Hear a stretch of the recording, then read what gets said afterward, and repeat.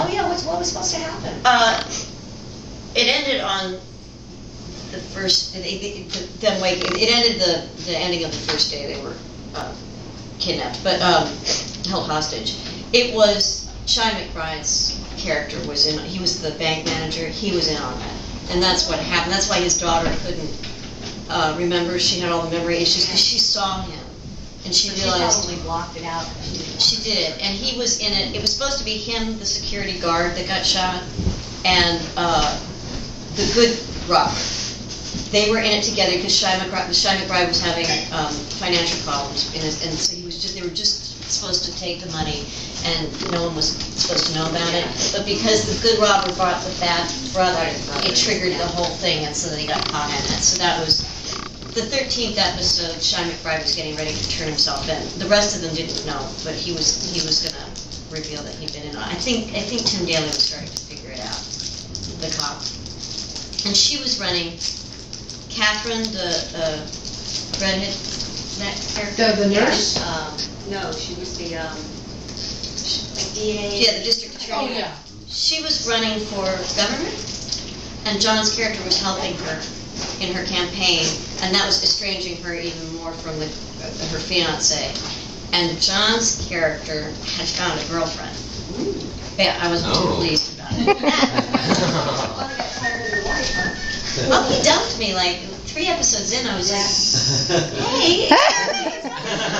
She like little man, and then it was like, oh, wait a minute, he's not this way after all. No, I know. I tried to point out to them, I wasn't being mean. I simply didn't want him to risk his life for other people, but they said they would have had me come back later. I don't think they would have, but I would have been a little bit more together.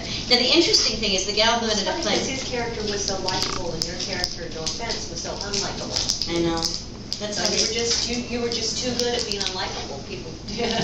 That's how they really wrote her that way, though. I had some of the speeches I had to audition with were even worse. You know, I was just a heroine. I felt badly. Again, I had to be mean to my husband. How does that happen? But a little piece of trivia is that the gal who ended up playing his girlfriend in the last couple of episodes is a lady named Wendy McKenna, who was in Sister Act 2. She and I were both up for the role of the General Beckman in Chuck. Oh, okay. And they couldn't make up their minds, and they finally decided to cast her. And then they fired her after the first episode, and they hired me. So it's kind of interesting world.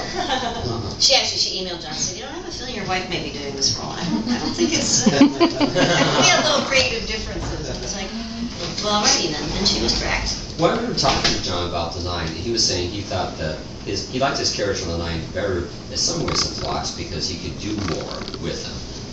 And do you remember those conversations you had with him about that? Yeah, actually he was a little sad that he and I think they're right. He felt that they started making him a little bit goofier on the Nine again. Because at first it seemed like they were dimensionalizing his character, and then they started making him more of a comedic foil again. Which I think, again, we're talking about Phlox, I think they steered away. He was able to steer away from that, and but he felt that Ethan Foote was getting a little, because they would put him in goofy clothing. They tried to put him in like pajamas in one episode that had cowboys, like horses or something on it, red flannel. And he was like, do you have to? I mean, let him be a guy, Or they wanted to put him in a big poncho with a staff. They tried to put him in a Star Trek t-shirt or something. But yeah, I thought, of course, he liked not having to put the makeup on, but I think he liked the idea of a man who gets a second lease on life because he does something heroic. So yeah, he really wanted that show to go on. He was pretty sad. It seemed like there was a lot of hype for that series before this season began. And, that's why I was really looking forward to watching it. And I enjoyed every episode they aired. And I'm like, okay, it's not coming back. I think they marketed it wrong.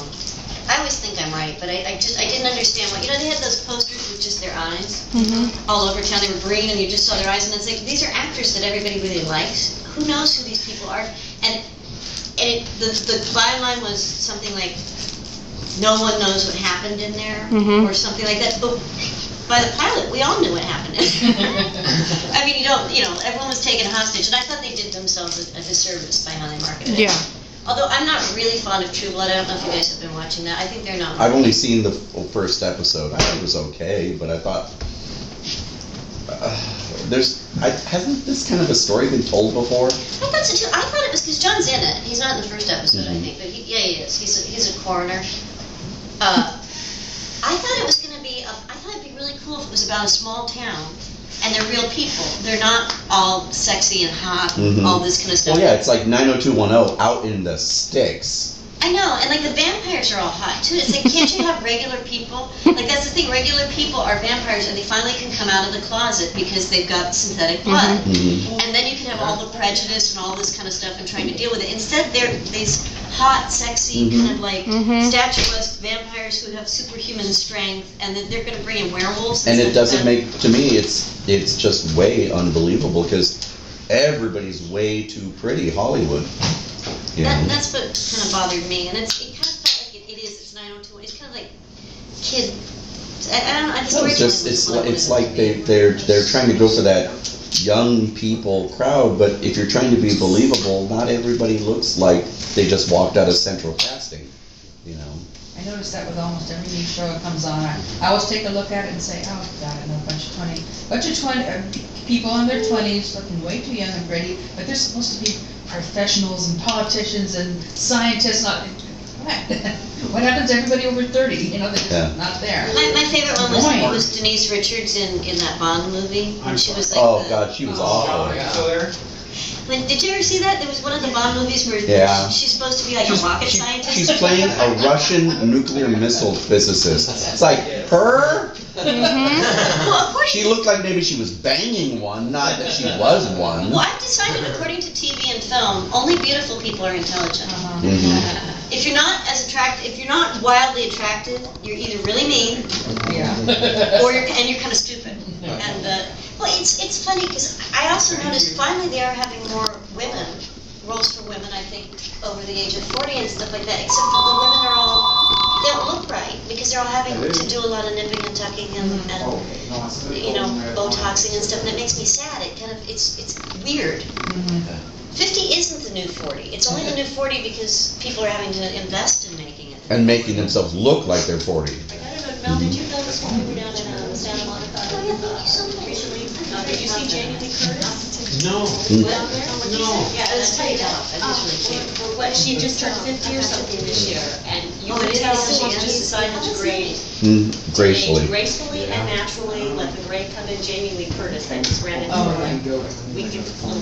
Well, I remember she was on for a while, but she was on quite a nice public rally against, like, look, what's with just looking like the way you're supposed to look? Letting themselves age, you got to admire it. And you can at least identify with them because, just same age. Look, that same thing going on, the gray in the hair and all the other stuff. I mean, your audience isn't made of just 20-year-olds who, because truthfully, most... identify with the perfect people on TV. Yeah, exactly. That's why I never watched shows like Gilmore Girls and all that other stuff, because, like, I can't identify with those people. They're a bunch of teenagers to 20 or somethings, I think a lot of people responded to John on the 9 because he looked like a regular guy, with his archipelago and his, He's like, but he's believable because of that, Yeah, but he's still wonderful and attractive and warm and gentle and things like that. And it is. You go see, this is what people do. This is what people look like. Yeah. And sorry, I only dye my hair, and that's John's fault. Because I told him once I wanted to let my hair go gray, and he's so nice and open about everything. He loves the way I am and all this kind of stuff. And I said, I think I'm going to let my hair go gray. And there was just dead silence. It's like, okay, well, we'll wait. Like, I'm all light, I think, now. He's like, I can't. My partner Daryl is 60, and he doesn't do anything to his hair. 62 in a week. Wow. Yeah, No way. and you'd never know it. Yeah. And he doesn't dye his hair. Believe me, I'd know where the bottles were hid. I'm much older than you. My God, you look maybe 40. Okay, I'm really impressed now. That's great. That's very impressive. Man. I'll be 49 in December. You too. Yeah. What is this, people? That's 100. Well, actually, I'm very, very gray through here and in my sideburns, so I do color that.